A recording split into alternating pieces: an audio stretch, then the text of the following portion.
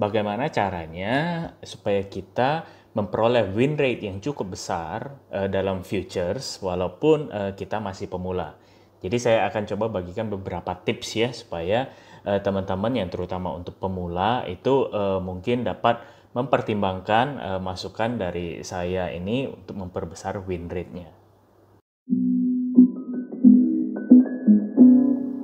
Halo teman-teman, nama saya Riko. Di sini saya akan membahas mengenai makroekonomi dan khususnya di dunia investasi dan tentu secara spesifik di dunia kripto.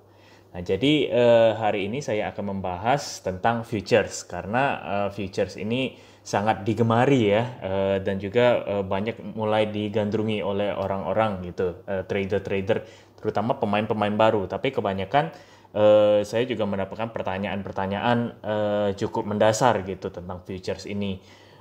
Jadi menurut saya mungkin saya bisa jelaskan secara singkat gitu kan, supaya ini bisa menjadi masukan bagi teman-teman dan juga teman-teman bisa pakai gitu ya untuk ketika mau trading di dunia futures. Nah, yang pertama itu kita harus tahu dulu resikonya ya. Kalau di futures itu resikonya lebih besar daripada main di spot.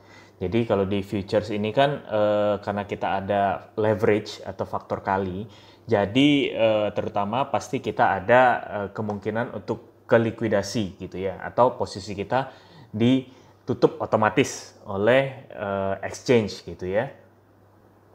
Karena minusnya itu udah cukup besar gitu, apalagi kalau misalnya yang suka pakai leverage besar gitu ya, tapi margin di wallet kurang banyak. Nah, jadi ya itu berbahaya sekali.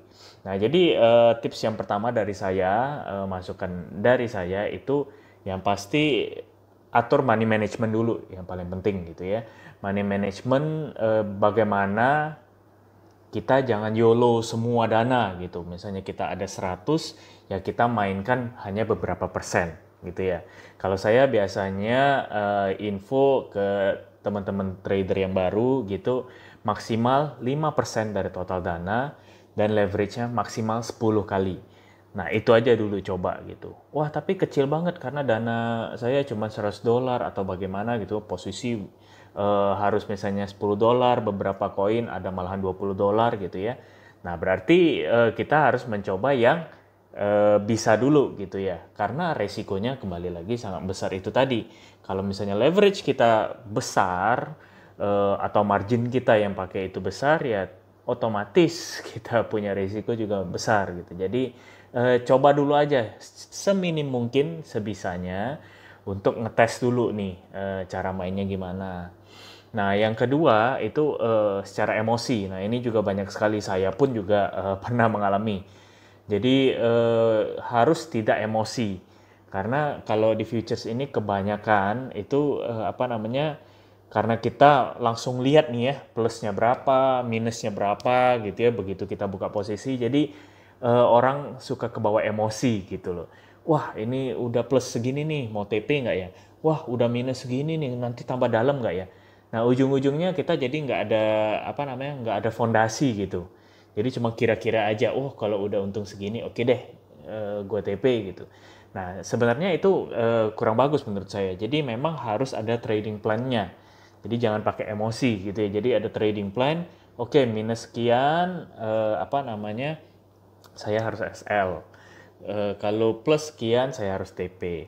Nah, trading plan ini dibikinnya seperti apa? Nah, jadi ini poin ketiga gitu. Trading plan-nya kalau saya itu lebih kepada technical analysis ya. Jadi kita harus tahu supportnya di mana kira-kira gitu ya. Terus resistennya di mana.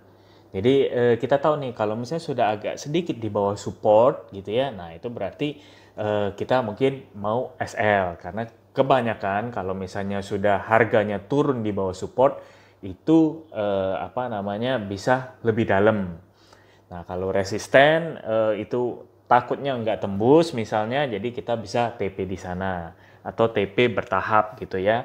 Nah, ini memang sangat mendasar lah saya ceritakan dulu ya supaya memang teman-teman ada gambaran gitu. Jadi harus tahu dulu nih paling nggak paling minim itu support dan resisten gitu ya. Jadi kalau misalnya apa namanya, sudah berada di salah satu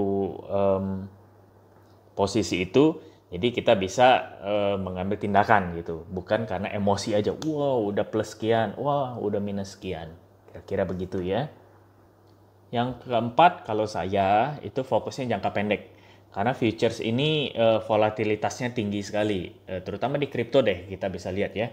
Dalam jam sekian misalnya bisa, wah dibanting bagaimana, nanti naiknya tiba-tiba di pump bagaimana gitu. Nah kalau di futures ini itu bahaya.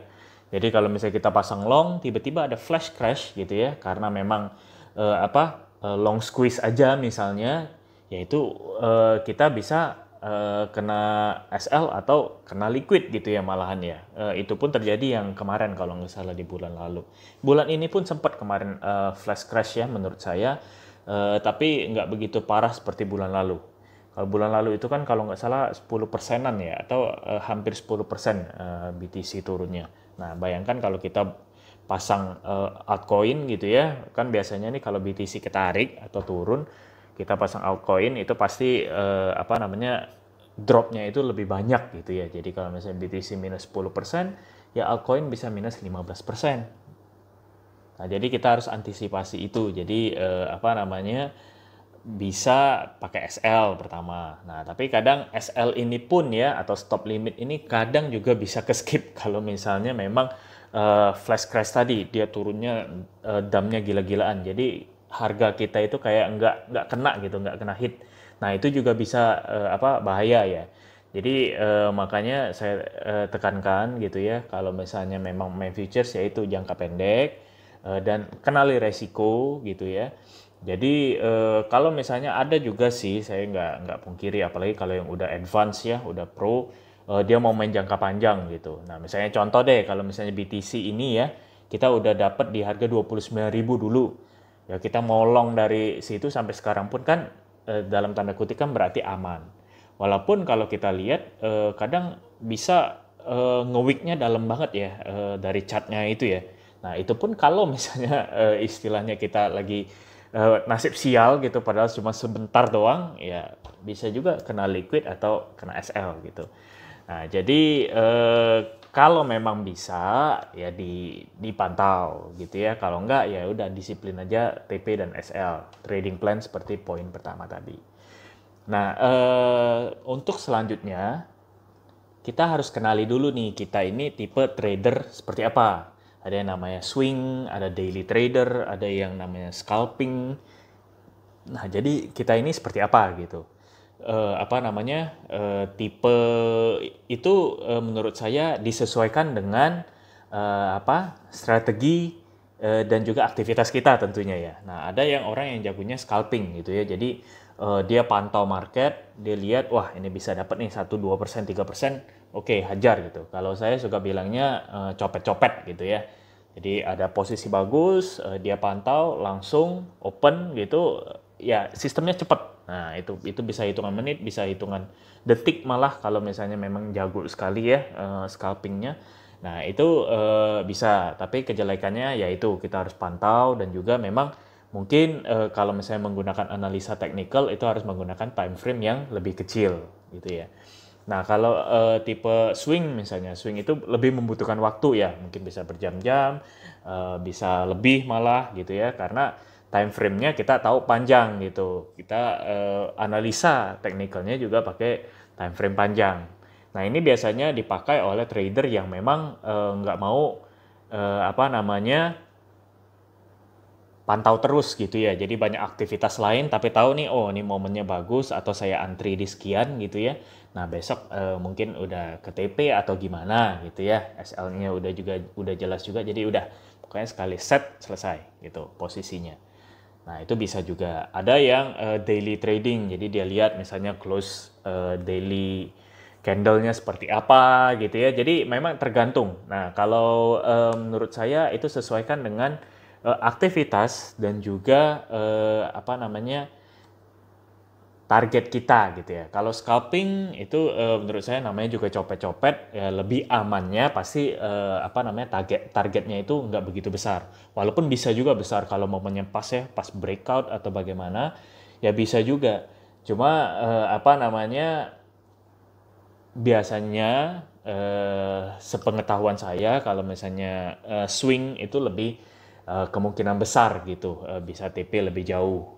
Nah, jadi ya itu plus minusnya lah. Ada yang tipe misalnya daily trading tadi ya, pokoknya bangun pagi lihat kira-kira market bagaimana ini, oke, saya open posisi, oke, kita lihat besok bagaimana hit atau enggak TP-nya atau lebih mendekati SL atau bagaimana gitu ya.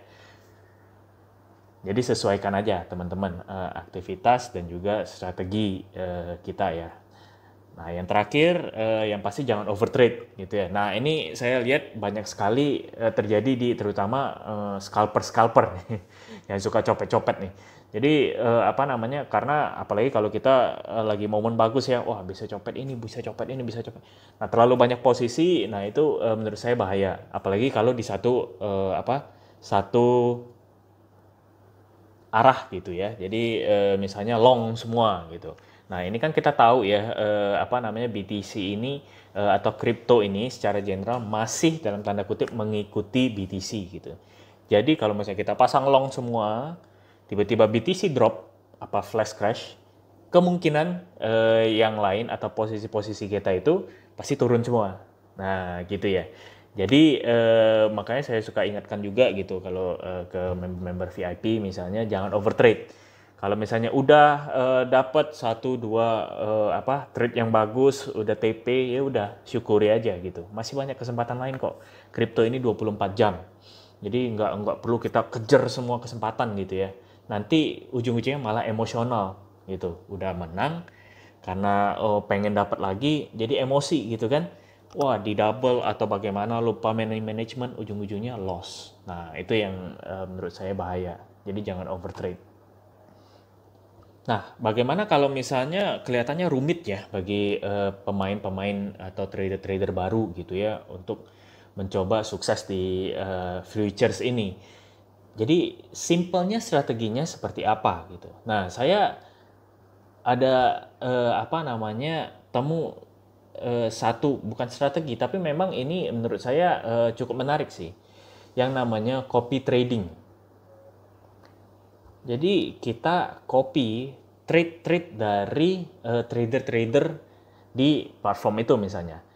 Nah, jadi kita pasti bisa lihat dong apa namanya track record mereka seperti apa gitu kan ya. Kemungkinan win rate-nya sebesar apa gitu. Jadi kita tinggal follow mereka aja. Jadi otomatis trade-nya itu kita sudah apa namanya ke copy gitu. Jadi begitu dia open posisi atau dia tutup posisi, otomatis ke copy ke kita punya account gitu. Jadi paling kita cuma bayar komisi aja. Nah, saya contohin ya platform yang menurut saya cukup bagus.